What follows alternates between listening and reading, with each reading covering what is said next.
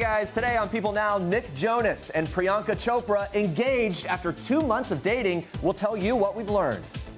Roseanne Barr speaks out in her first TV interview since being fired from her hit show. Olympian Bode and his wife opening up about their daughter's tragic drowning. Tom Cruise forces James Corden to skydive, and it's basically the best thing ever. Rosanna Arquette opens up about how her family is adjusting after the death of her transgender sister, Alexis. Tim Kennedy is here live telling us about the wildest and most dangerous jobs he takes on in the Discovery series Hard to Kill. It is all today on People Now.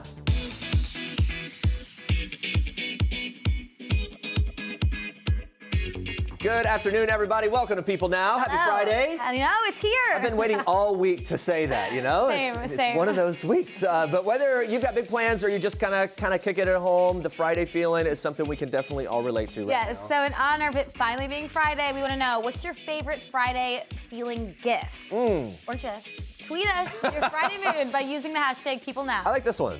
I wish I were getting paid, but you know, he's having some fun. Money to blow. We'll be back to check in on your gifts a little later. But for now, here's what you need to know and what's trending today. A very serious story we begin with today. U.S. Olympic alpine skier Bode and his wife Morgan Beck Miller have a powerful warning for all parents after the tragic death of their 19-month-old daughter who drowned in a backyard pool in June. Watch. Yeah, I can attest from firsthand experience now that it's unbelievable quick and it's unbelievable sneaky. You'd think it'd be like some weird circumstance or some strange thing, and it's not. It just happens in the blink of an eye. It's a handful of seconds. And it is literally a child under 30 pounds can drown in 30 seconds. And I just keep counting to 30 in my head. That was all I needed. It's so sad. The Millers sat down with NBC News' Savannah Guthrie just 5 weeks after the accident when their youngest daughter, Emmeline Greer, drowned in a pool with Morgan just steps away inside that California home. Now, Morgan, who shares 3 other children with Bode in addition to Emmeline, goes on to caution all parents to, quote, survey the home when you go to someone else's house to see if it's a safe place for your child to be. Now, since Emmeline's death, both Bode and Morgan have been vocal on social media about their loss and are now committed to using Emmeline's story to promote water safety education and to prevent as many drownings as possible going forward. Guys, be sure to tune into the Today Show on Monday for that full interview. Now on to this. Roseanne Barr apologized to Valerie Jarrett in her first TV sit-down since that infamous Roseanne firing. The controversial star sat down with Fox News' Sean Hannity after previously declaring that she would not be doing any TV interviews. The 65-year-old insists her now-deleted tweet, which linked Jarrett to an ape, was not intended to be racist but political. She adds, it cost me everything. I wish I had worded it better, but I'm not going to tell them what I meant, and I won't have any people who don't share my culture tell me what I meant. It's been 2 months. I've apologized and explained and asked for forgiveness. I was so sad that people thought the tweet was racist, and I went into the whole discussion of racism, and that blew my mind because it was so much what the show I was doing was about. Why couldn't they see my work? That's her quote. Now, Barr also said the backlash of the tweet deeply affected her due to certain members in her family, explaining, I have African-American children in my family and in my loving circle. The actress later addressed her political beliefs, saying it painted a target on her back. She told Hannity, how would you like it to be sitting in a room of 25 people that think Donald Trump is the worst thing that ever happened to the United States? Could you do your job?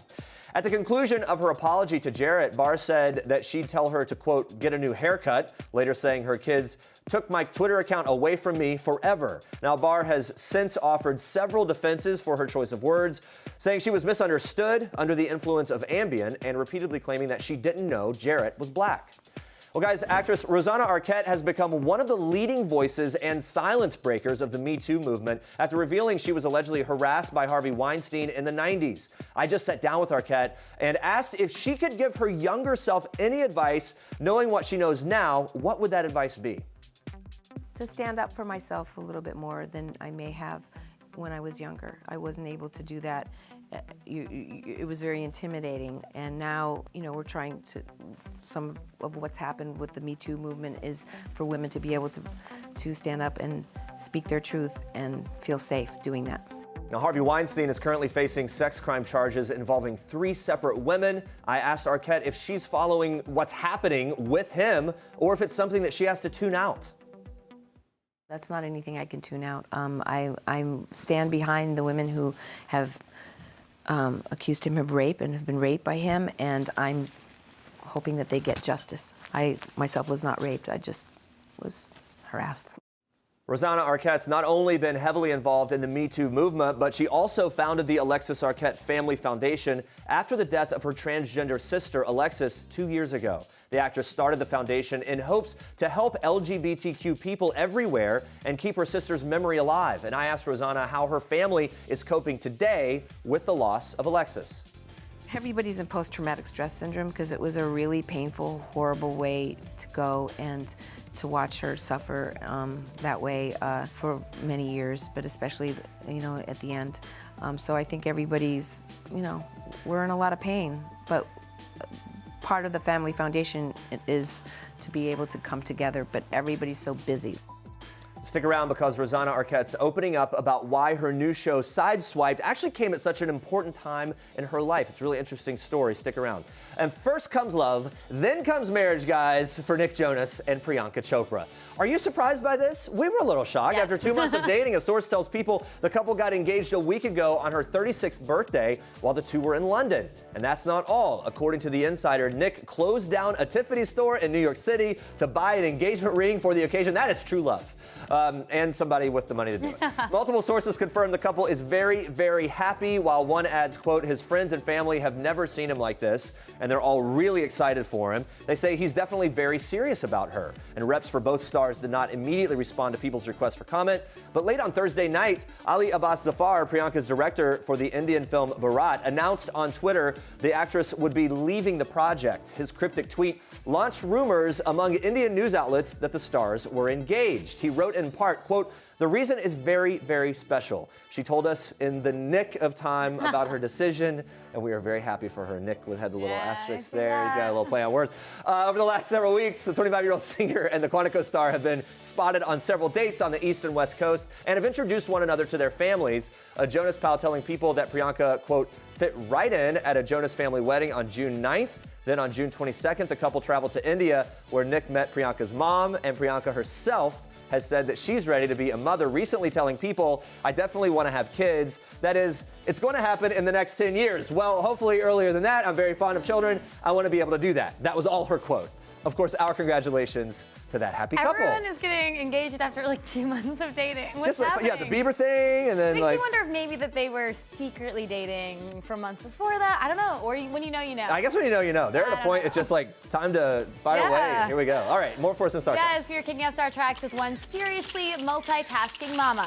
So Chrissy Teigen may be vacationing in Bali, but that does not mean she's off mama duty. The 32-year-old lip-sync battle star showed fans how she's doing it all, posting an Instagram story of herself breastfeeding little Miles. The pair lounged poolside with a towel and a book, looking very content there. Chrissy and husband John Legend have been documenting their tropical trip since Thursday. John posted an Instagram of himself and his kids chilling on a couch, writing on the gram, babies in Bali. More pics came on Chrissy's Insta story. She shared Luna chowing down on an exotic Balinese hamburger, Miles making little faces for the camera, and John cradling his mini-me. I mean, looks like amazing pictures and a good time had by all. All right, now watch this.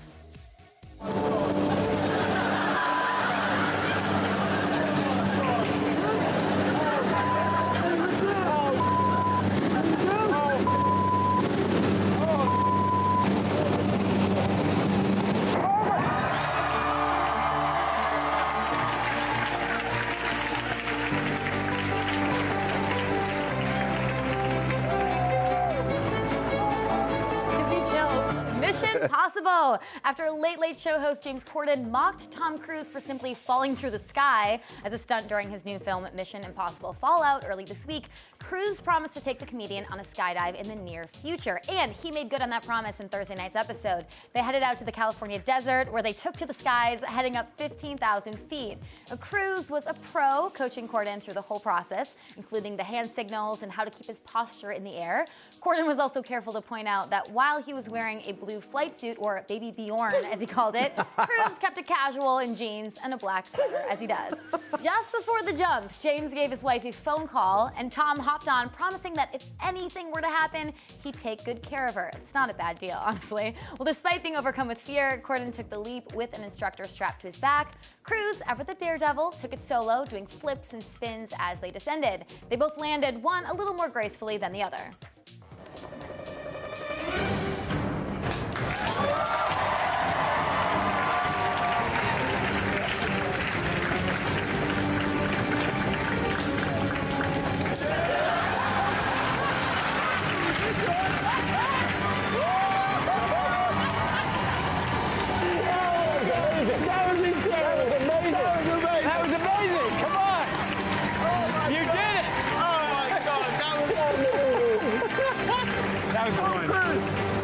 James Corden, stuntman.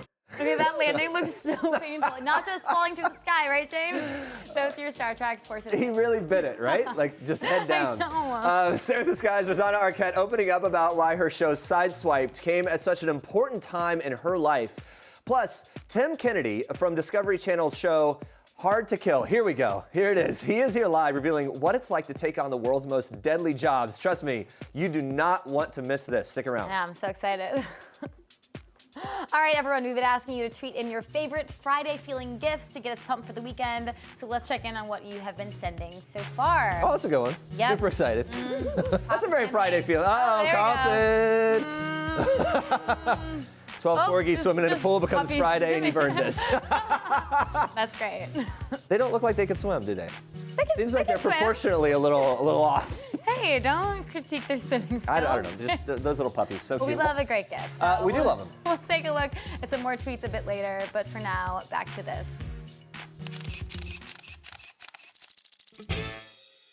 All of a sudden, I'm old. I noticed some wrinkles around your eyes popping up, so I got you some Botox.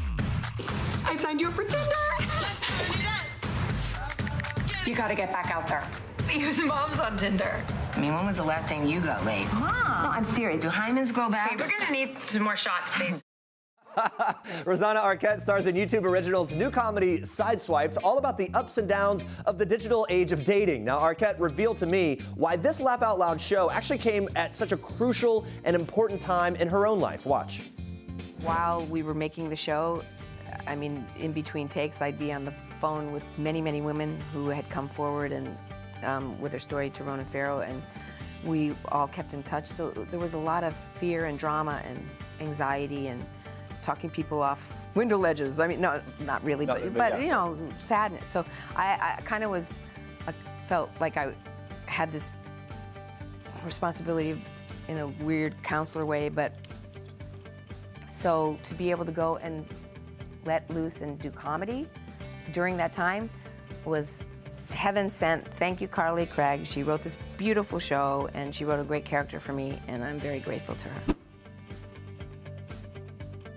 I'm Tim Kennedy, a Special Forces sniper, top 5 MMA fighter, and my mission, show the world what it takes to do these insane jobs. And stay freaking awesome. Hard to Kill. I have never flown a plane in any way, shape, or form.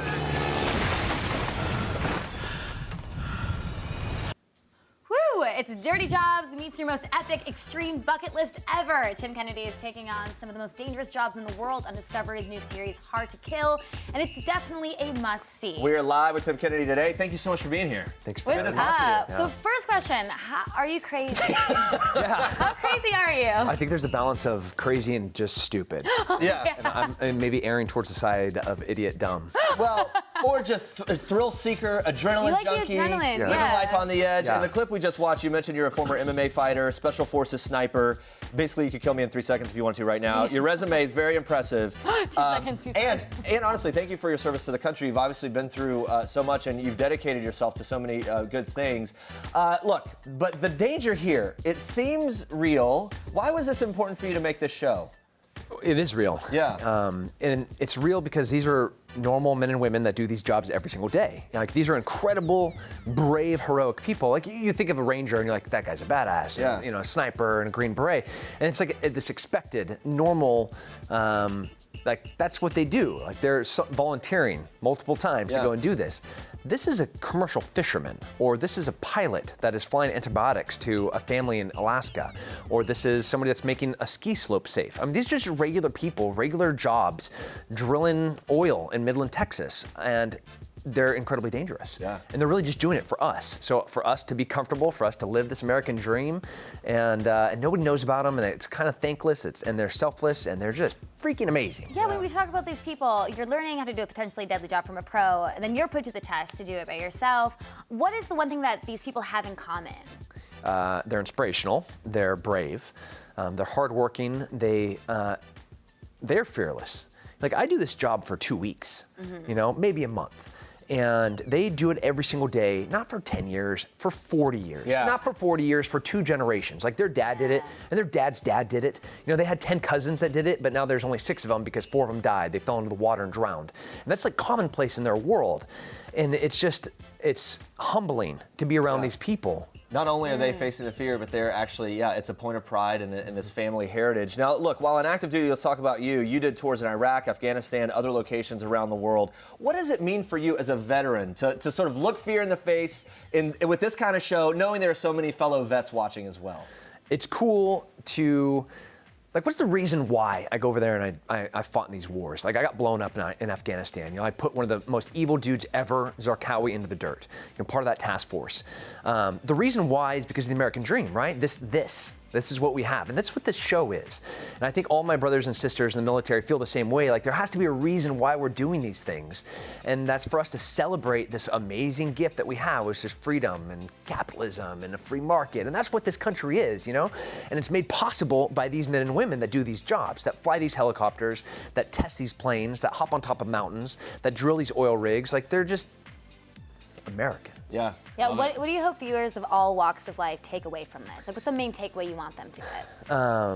I want them to see into a world that they wouldn't have gotten access to any other way. Like, this is an opportunity. Like, I'm kind of like this carrier. Like, I'm gonna have the people on my back that are gonna watch this show and get access to something there's no way that you could see this any other way. And you're gonna find inspiration. You're gonna find encouragement, you're gonna find selflessness, you're gonna find every human attribute and characteristic that I think is like, that should just be recognized and appreciated about like how special we are as a species and as a people, Americans, here on this show. And it's powerful. So you're an adrenaline junkie, you're a veteran, you're accomplished in so many ways. You're also a dad, it turns out, right? Three kids, 2 daughters and a son. Yeah. Congratulations on that. I'm sure you're raising all of them to be strong and confident in some way. What ways have they inherited the daredevil gene, or have they? What do you see in them? Yeah. So with my 3-year-old son, we're in a phase where we're just trying to keep the blood in his body. Okay, yeah. We're like, no, don't jump from there. Oh, he jumped from there. God dang it. Is this permanent, or is this like short-term damage? Yeah, right. And then I have teenage daughters that are just beautiful, both of them, and they're brilliant. And that's like a different type of protection. Like they're adults now. And this is a different world than I grew up in. I grew up where I jumped in the pool, and I remember my first memory is looking up through the water as I'm at the bottom of the pool, and seeing my dad leaning over and being like, I'm gonna leave him there for a second. Yeah, get him to learn kind of. We're gonna learn the hard way. And I guess I'm a dad too. I get the idea with kids at home and kind of like keeping them in one piece and all that kind of craziness. Do you ever second guess some of the decisions, like for this show, some of the crazy dangerous things you did with that in mind, that you've got that family back home? Yeah, I mean, I want them to be inspired too, and they're smart enough and they know me well enough that they'll know what quitting looks like. And quitting's not an option in my world and in my home. We're not gonna. I remember being a teenage kid and I was like, Dad, I want to quit wrestling, and he's like, tough. It's not an option. Already signed up. You're in it. Finish it. You're there. That's the same with them, and they're gonna know if I quit. Like the same reason why I'm still serving in the military is like they're gonna know if I have a golden parachute, I have a TV show, I can do whatever I want. I have great businesses, but I'd still be quitting. So I'm gonna do the right thing. I'm gonna choose the hard right because that's the appropriate and right thing to do. And I think it's a time where people need to see what that looks like. Yeah. What about your wife, Ginger? I mean, what does she think about sending you off to do these dangerous things all the time? She knew what she was signing up for. Okay. You know, I met her. I was already in Special Forces. I was getting ready to go to Iraq. And, you know, we're at a point where she'll walk in, begrudgingly, she'll throw some ice packs on the bed and be like, take care of it yourself, you know. But she's bringing me the ice packs, you know. She's supporting me, and she knows that this is the way I'm wired. This is the way I'm made. I can't do anything else. I wasn't made to do anything else. Yeah. Like, the world is slow for me. I have to be moving at 200 miles an hour under a canopy, or needing to be under a canopy, you know, with a plane on fire for me to feel at home. You and Tom Cruise, you're the same guy. Not quite. Tom Cruise wishes he could do a lot of this stuff. Let's talk about this. Risking life and limb, the whole facing death thing. Have there ever been moments on this show where you thought, oh my gosh, I might not actually make it out of this? I mean, riding the bull, oh my God, the airplane thing. What? Uh-oh. Right here on my shoulder right here. Yeah, we gotta, okay. That's melted flesh from my seatbelt. Oh, wow. gosh. So I'm in a canopy of the plane. And like I go to open the canopy, and the canopy's like, it has melted closed. I was like, oh, I have to get my seatbelt off. And we saw the footage of some of that with the flames shooting around, right? That's what you'll happened. see me not take my seatbelt off because it melts off. It just melts off, and I was like, okay, I guess I can not take my seatbelt off anymore. So then I start smashing the canopy, and I finally just go full idiot, and I Hulk my way out of the canopy. And I tear the canopy off of the cockpit of the plane. Wow. And tearing my back up and getting burnt, but not dying, so. Yeah. That's Yeah. good. Again, things that Jeremy Parsons will never say. Tore the canopy off of a plane.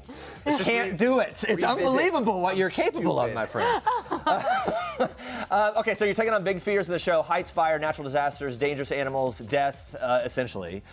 Someone as brave as you, I think it would be hilarious if you were secretly afraid of like bunnies or like a spider. Is there some wild thing like that you're just Dolls? Like, what's that? little dolls. Oh, right, because they're creepy. Those eyes. They're lifeless, but they're kind of look like life. You're like, what is this? You know, like I need my gun. Actually, I would like to see an episode where you do that. Like you hang out and like you have to just sleep a full night in a room full of those porcelain dolls. Can we not do that? That's next season. That's what we're doing. Hard to kill. Tim Kennedy and dolls. Thank you so much. You're very inspiring. Now I want to go do my bucket list right now. And you guys can check out Hard to Kill when it premieres on Tuesday, July 31st at 10 p.m. Eastern on Discovery. All right, guys, coming up next week, actress Dasha Polanco is here. She's spilling all the juicy details from season 6 of Orange is the New Black. Yes, plus Vicki Gunvalson is talking everything from family drama to the hottest moments of the season of Real Housewives of Orange County. You don't want to miss it. Have a good weekend. Bye, guys. See you guys later.